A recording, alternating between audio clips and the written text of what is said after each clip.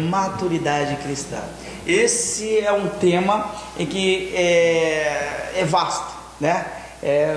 Tem uma porção de coisas que a gente poderia falar, mas eu peguei aqui alguns, eu poderia dizer um item ou alguns itens, né, que a gente vai estar aqui abordando.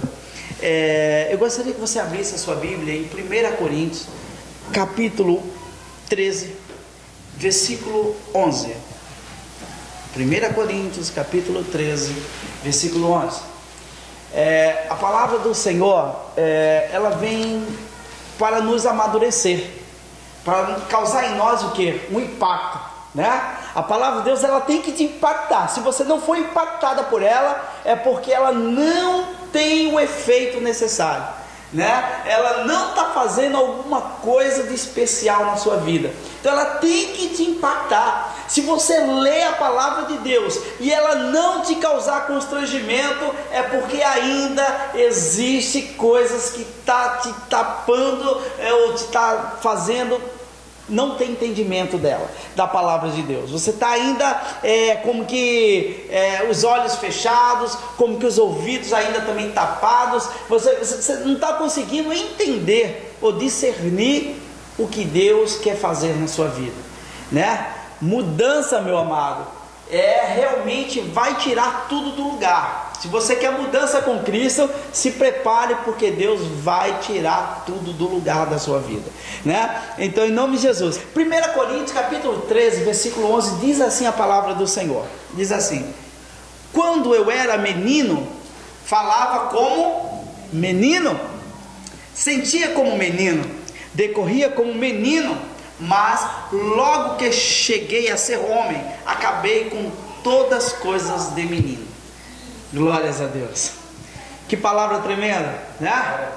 Hoje pela manhã, desde manhã, eu estive observando o comportamento de Jonathan. E por muitas vezes ele ultrapassou os limites. Por muitas vezes ele, ao mesmo tempo que ele estava bonzinho, daqui a pouco ele já estava, né, fazendo outras coisas. E eu pude aprender muita coisa com ele, porque o texto em que eu fiquei meditando foi exatamente esse, em que eu parei, de 1 Coríntios capítulo 13, versículo 11. Eu parei aí e fiquei pensando, por que Paulo estava nos ensinando sobre o comportamento de uma criança? Sempre que observamos uma criança, nós podemos notar algo curioso. É algo curioso, e eu fiquei pensando sobre isso.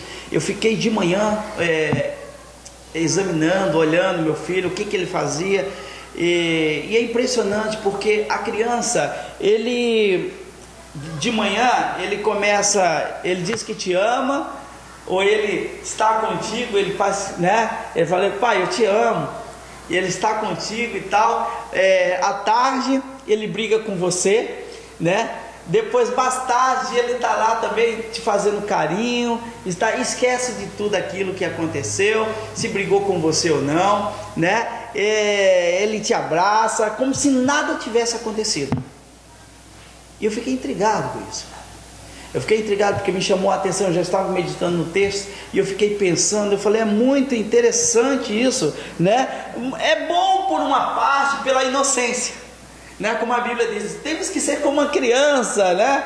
A inocência é algo bom, mas é também perigoso ao mesmo tempo, né? Ser uma criança é perigoso.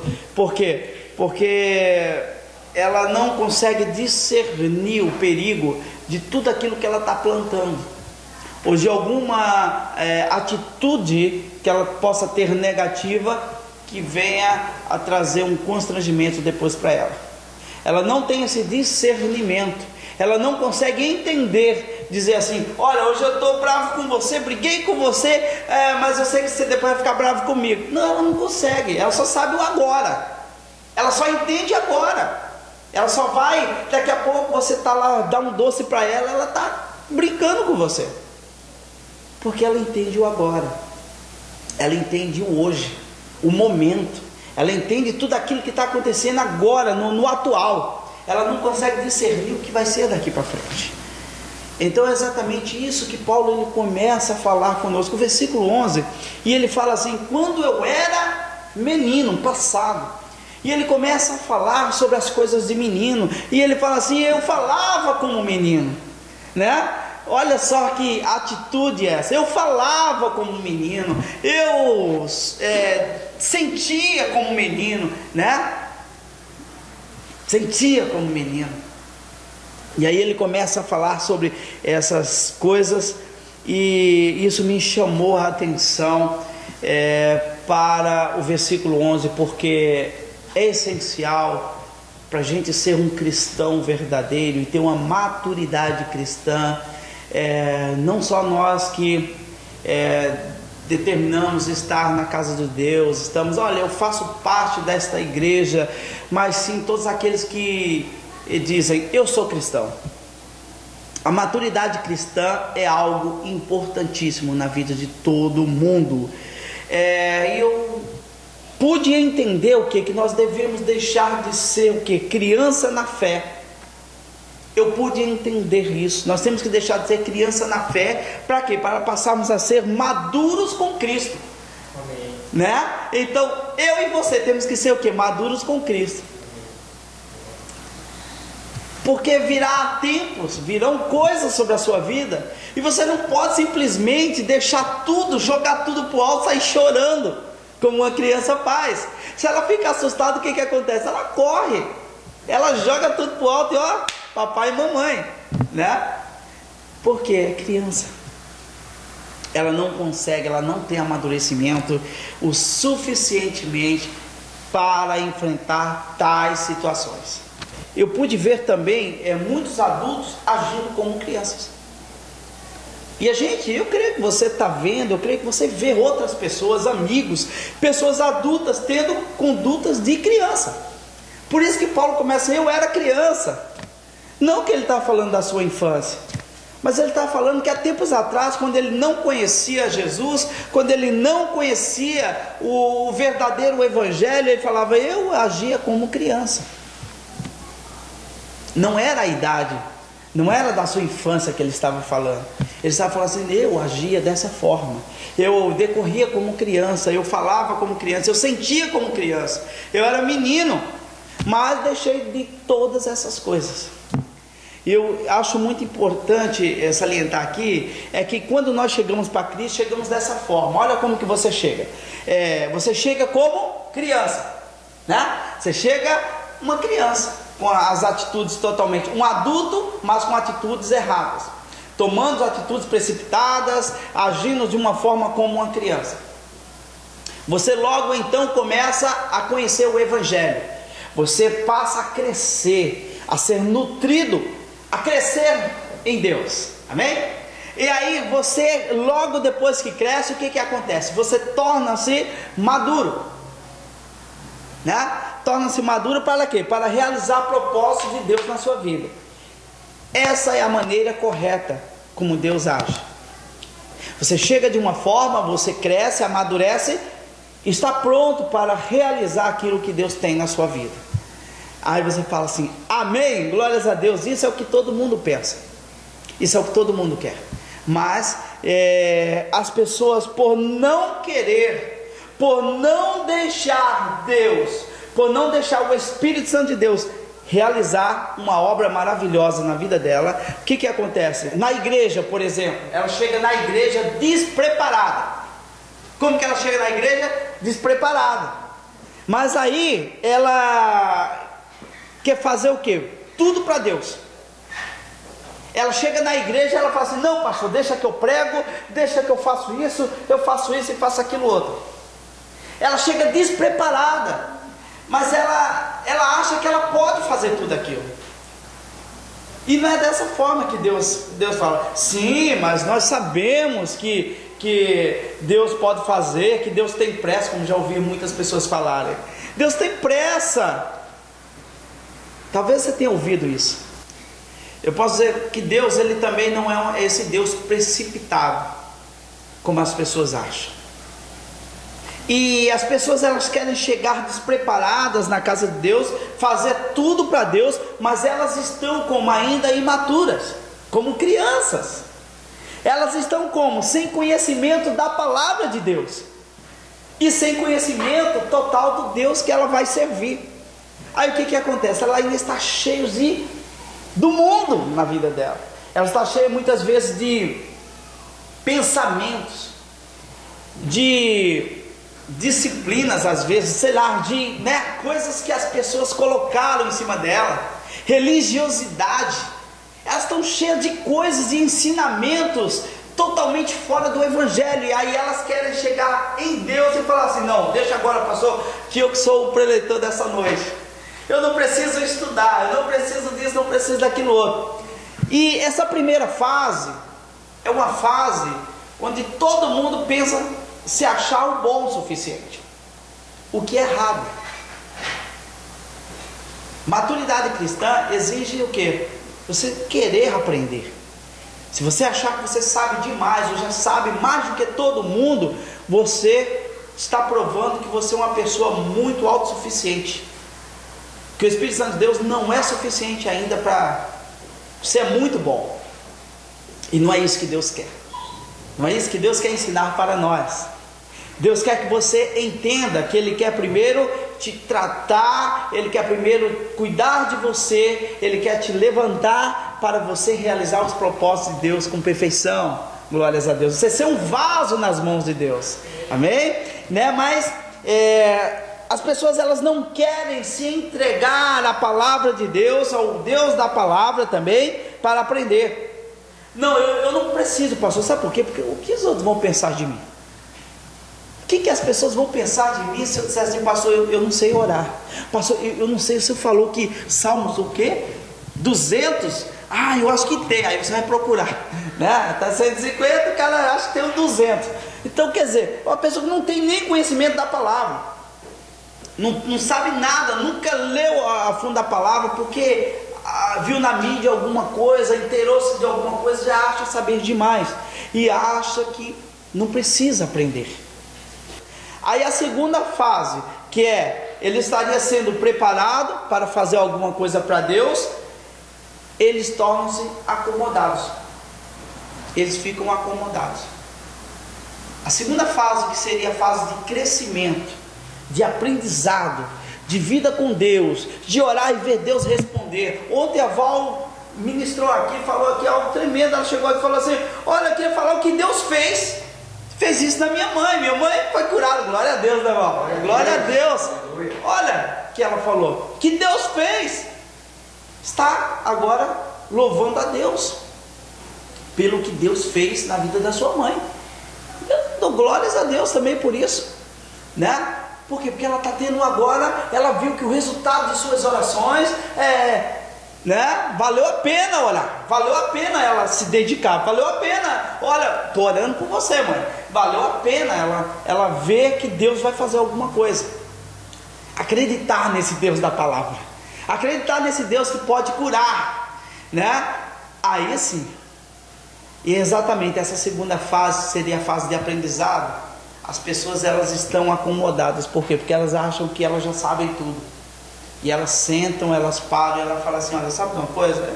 É pouco ainda para mim. Eu já sei muito. Quando chegar a uma estatura melhor, eu não vou pregar aqui nessa igreja não, porque essa igreja tem pouca gente. Eu vou pregar só quando tiver uma multidão, gente bastante, suficiente para eu, vou pregar. E não é isso que Deus quer. Deus quer nos mostrar que a maior pregação e a melhor pregação é o boca a boca, no ônibus, no posto de gasolina, onde você estiver, meu amado, onde você estiver, você lá trabalhando, de repente alguém te faz uma pergunta e você está respondendo algo que nem ela sabia mesmo, e você está respondendo para ela, você está falando da palavra de Deus. Isso é a melhor pregação. É o boca a boca, é o cara a cara, é aquela coisa. Isso é o que Deus quer. Ide, pregai o meu evangelho. Façam isso, amado, façam isso. Deus quer isso de você, mas Deus quer te preparar. Deus quer que você tenha amadurecimento espiritual. Fala amadurecimento espiritual. Aleluias, glórias a Deus. A terceira fase que eu entendi lendo esse versículo é algo muito interessante. A fase que estaria maduros, a fase em que todo mundo poderia estar agora realizando as grandes obras, coisas grandes que o Senhor estaria fazendo. Nós cantamos aqui, grandes coisas estão por vir, né? E nós determinamos e tal. Muitas vezes não acontecem na nossa vida porque nós não estamos maduros nessa fase. A fase que nós estávamos para aprender, nós não quisemos aprender. E a fase agora que estamos para fazer alguma coisa, nós estamos agora, usar agora o versículo 11 de 1 Coríntios, capítulo 3, diz assim: eu era menino. Vem um problema grande, o que acontece com uma criança? Sabe que ela tem suporte? Ela corre, ela foge, ela sai de onde ela está, ela sai correndo e ela vai primeiro lugar que ela acha ser seguro. Isso é decorrer como um menino. E eu acho muito interessante esse versículo, porque ele nos ensina a não ser como isso é, como se deveria ser. Diz assim: você não pode ser criança constantemente, você tem que ser, tudo tem seu tempo. Você chega como criança, você cresce, mas você vai ser maduro. Você vai ser um homem, uma mulher de Deus. Alguém hoje está orando por você, mas amanhã é você que estará orando por alguém. Hoje você pode estar sendo liberto de alguma área na sua vida, mas amanhã você vai estar orando por libertação em vidas, em pessoas. É isso que Deus quer, amadurecimento. Deus quer que você cresça, Deus quer que você desenvolva, né? E essa fase de estar maduro, estão fazendo coisas de meninos. Aí Deus fala assim: olha, eu quero te levantar para uma grande obra. Eu quero te levantar para que você seja aí um grande pregoeiro da palavra de Deus. Você agora vai ser levantado agora para levantar, sei lá, abrir um asilo. Olha, responsabilidade. Ganhar todas as vidas que estão ali. Já pensou? Que responsabilidade você tem em suas mãos? E ver que ali tem vidas, e você falar do Evangelho e ganhar aquelas vidas para o reino de Deus. Já pensou Deus falar assim: olha, eu quero que você não apenas seja agora um evangelista, mas você vai lá e você vai ser alguém, um mantenedor da casa de Deus. Que responsabilidade. Já pensou? Pensou Deus falar assim para você: você agora vai gravar um CD. Mas é preciso a gente entender, amadurecimento é importante na nossa vida.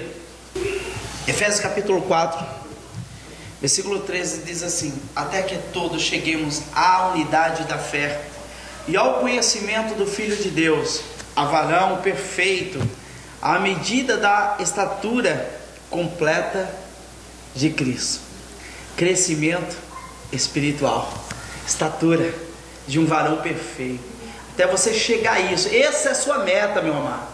É você crescer, crescer, crescer, crescer. Não crescer para mostrar para os homens, não crescer para mostrar para as pessoas, não crescer para mostrar para os pastores, não crescer para mostrar, né, que você está crescendo, mas você crescer porque você quer ser igual a Deus. Você quer ter a vida que Deus quer que você seja. Você vai crescer, meu amado. Eu determino isso na sua vida, porque amadurecimento cristão é fundamental.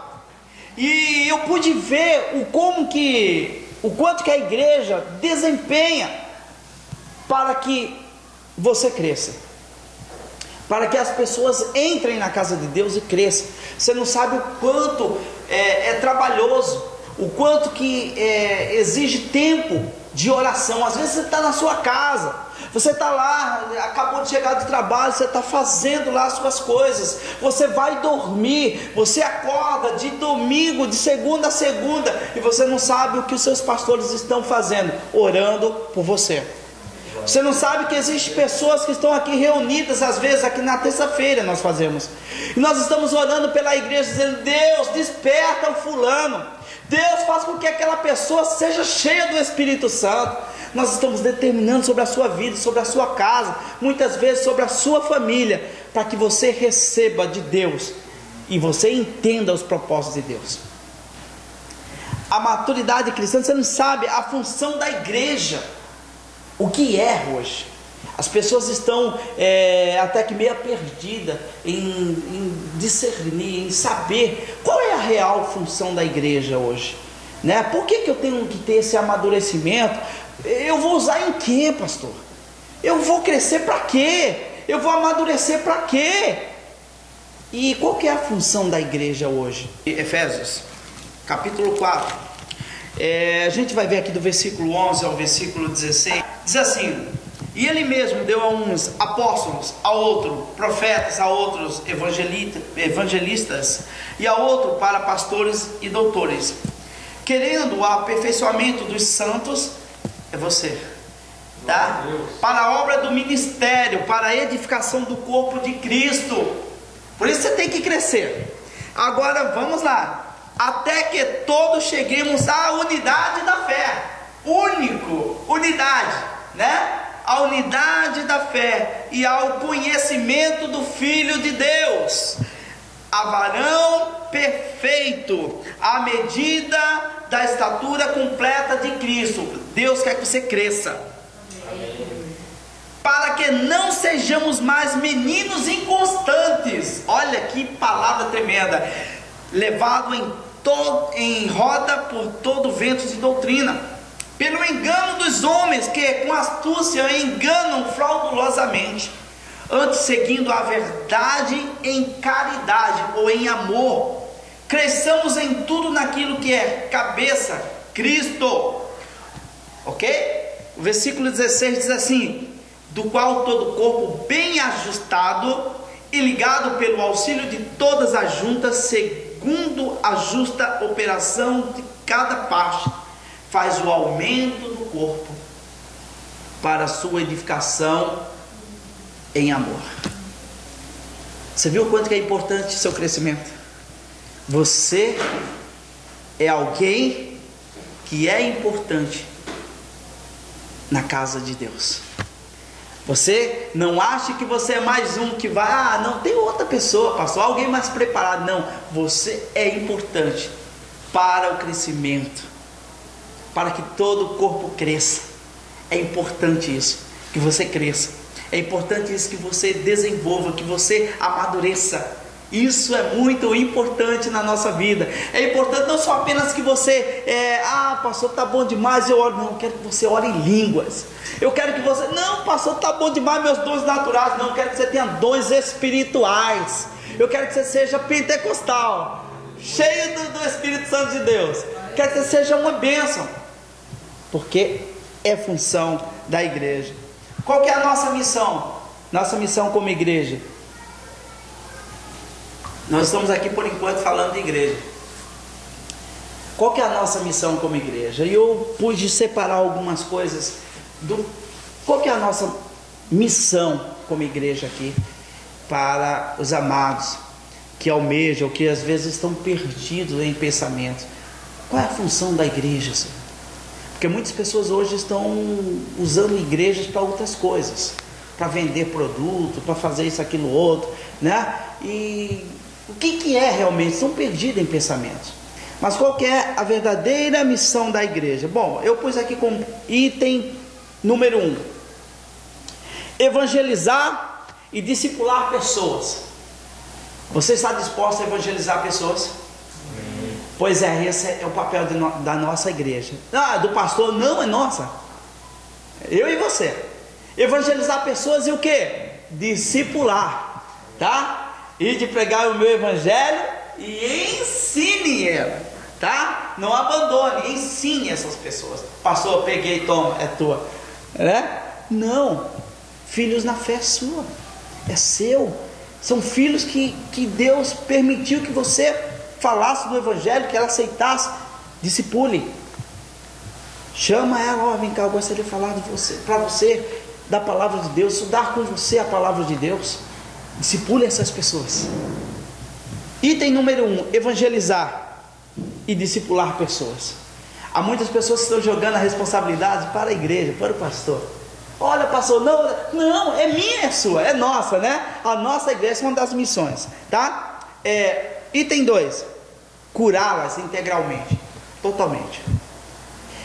Pastor, mas eu vi que ali a pessoa é difícil naquela área. Pois é, ajude essa pessoa. Você vai ser um suporte na vida dela. Seja um suporte na vida dessas pessoas. Item 3, torná-las verdadeiras adoradores.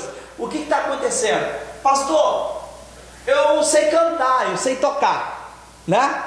Eu sei tocar, mas aí, tá bom demais?